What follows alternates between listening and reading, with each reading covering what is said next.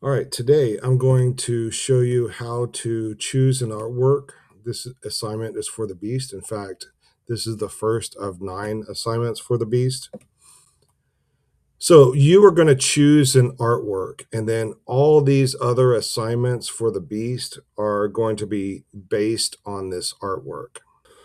All right, so you can choose Western art or non-Western art, and for Western art, you can choose all the way up into the year 1400. So this covers art from the dawn of time. This is early civilization, Greek and Roman art, or European art like the Byzantine, Romanesque, or Gothic.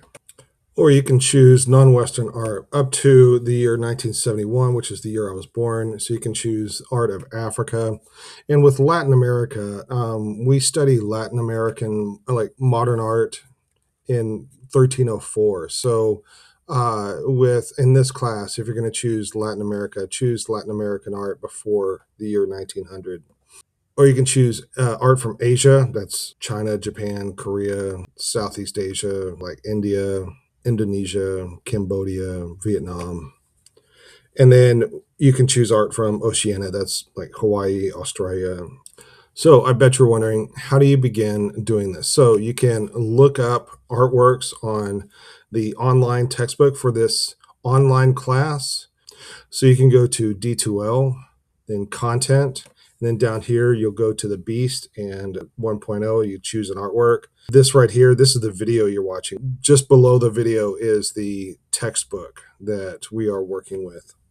Or you can get an art history book. You may have one at the house, or you can go to the library and pick one up, or you can go to the bookstore and page through those books and find an artwork that you would like to learn more about, that you find is interesting, that you like, either through the online textbook or some other source.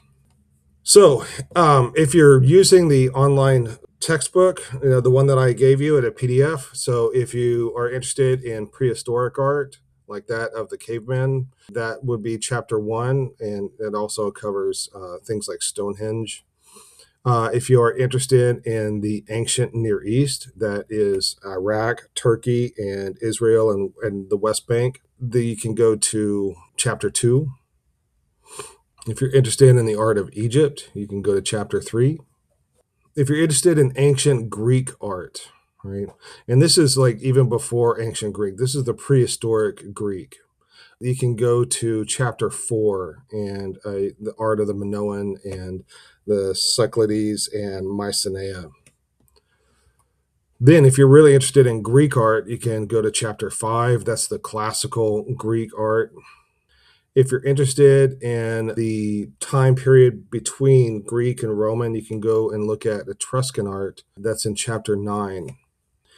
And if you're interested in Roman art, you can go to chapter 10. If you're interested in early Christian art, this is where Christian art begins, is in chapter 11.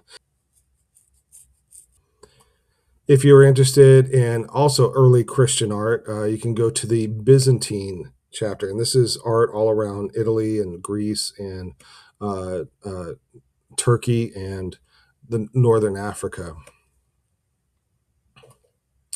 If you're interested in the art of the Vikings or the Visigoths or Anglo-Saxons, if you're interested in like that early British, ancient British art, you can go to chapter 16. If you're also interested in Christian art, you can go to the Romanesque era. This is mostly in France, and it's the precursor to the Gothic era. And so there's a lot of Christian art here, especially with the illuminated manuscripts. If that is what interests you, then you can go and look at the Romanesque art in chapter 17. Also, this is where kind of reliquaries sort of begin or become quite popular. That's what we have there on the right. And so inside that object there would be a relic of a holy person. And then we have Gothic art in chapter 18. So if you're interested in, also interested in Christian art, we have the art that is in cathedrals. And we also have illuminated manuscripts.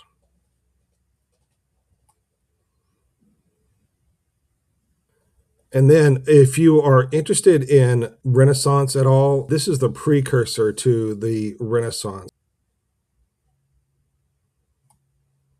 And then if you're interested in the art of the non-Western world, that's the art of Asia and Africa and the Americas and Oceania. If you're interested in Southeast Asia, like India, Cambodia, Thailand, you'd be looking up chapters 6 and 26. If you're interested in China and Korea, you'd be looking up chapters 7 and 27. If you're interested in the art of Japan, you'd be looking up chapters 8 and 28. If you're interested in the Americas, that's North America, Mesoamerica, that's around Mexico, and then South America, that would be chapters 14 and 32. If you're interested in the arts of Africa, that would be chapters 15 and 34. If you're interested in the art of Islam, that would be chapter 13. And if you're interested in the art of Oceania, that would be chapter 33. All right, there's just a couple of things that I want to say. Sometimes students will choose something that's a bit difficult to research, and I found that in this class in 1303, I'm going to ask that you not choose any architecture. Choose some sort of an artwork, either a painting, a sculpture, or an object.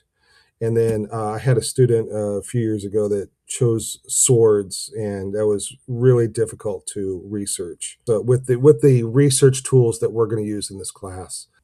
All right, so you've chosen your artwork. Now what? What you're going to do is you're going to create a document and turn that in. So you're going to go into D2L and under content, and then under the beast, and then you're going to find 1.0, choose an artwork. All right. So this right here, this is the video that you're watching right now. So you've already found this. What you're going to do is look for the instructions. So I'm explaining all the instructions right now, but if you want to see them written out, here they are. And this is what they're going to look at. So here's the instructions, and then here is how I'm going to grade it. So down here, there's an example for you to see. So this example will look like this, and it has some notes on it that are common issues with students right here. So basically what I'm asking you to do is find a high quality photograph of your artwork to put it into this document. Tell me the title, the date that this was created, and the style it is in, and write a short paragraph explaining why you chose this artwork. Just a detail here, make sure that your title is in italics. In this class, anytime you write the title of the artwork in our assignments, you're going to put it into italics. So here's an example, and then this artwork right here is the Justinian mural, and you can see it written in italics here. So how do you find a high quality photo? My favorite way is to go to Google and I'll type in my artwork, and then I'll click on images. So I'm using Google Images, and it'll bring up all these images. Now, if you look at what we've got here, some of these images just won't really work. Like, this one down here is, that's not what I'm looking for. Anything with something on top of it, that's not what I'm looking for. This is done by somebody else. This is not what I'm looking for. And then also, Wikipedia is a great source for finding high quality artwork, right? High quality photos of artwork. I'm going to say that you will not use Wikipedia for research, but you should use it for finding a high quality artwork.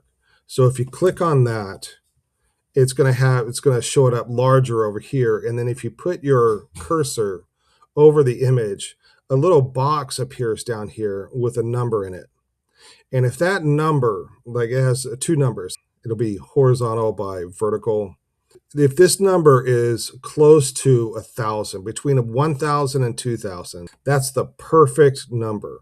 Here's what the difference looks like. I'm going to ask you to increase the size of the photo to take up the whole space of the paper, and I'll be able to see all the details. And This is the difference between a high quality photo right here. You can see all the cracks, you can see the details, you can see the brushstrokes. And this right here is a low quality photo that when you blow it up big, it gets fuzzy and it gets pixelated. And so we are not using low quality photos in this class. When you're ready to actually create your document, I have already created it for you. I formatted it for you. And so I'm giving you a template. All right. So you can find the template right here. And here you go. You're going to replace this square with your photograph.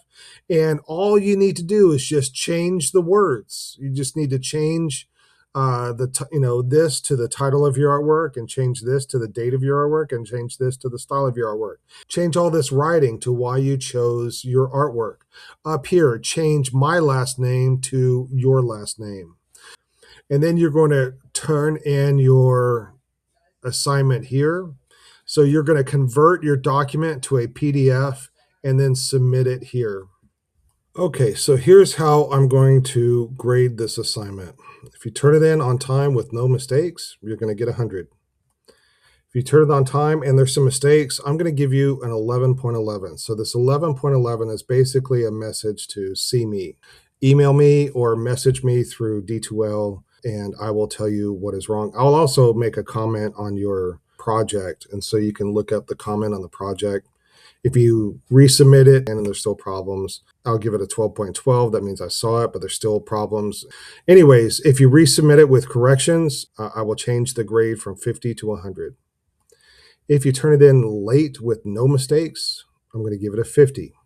If you turn it in late with mistakes, I'm going to give it a 11.11 with some comments on what you need to fix.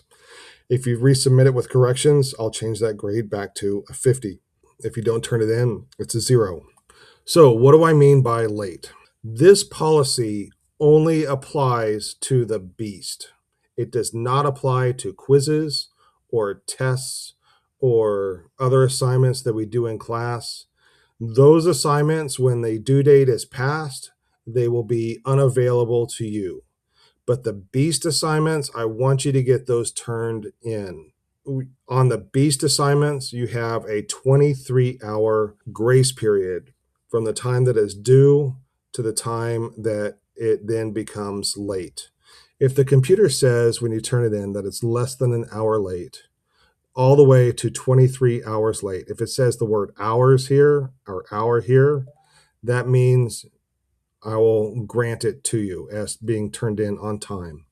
But as soon as it says 1 day, and I've had a student turn in something that was 540 days late, that was something that he had done an assignment that from a previous class and turned it in. It was an assignment that I forgot to turn off. Anyways, if it says days late, then it is late. Choosing your artwork is so important to do this on time. All of your other assignments are based on this artwork. If you are late in choosing your artwork, then you're going to be late on your other assignments, or you'll be doing your other assignments wrong. So it's so important to get this done right the first time and turn it in. All right, that's it for now.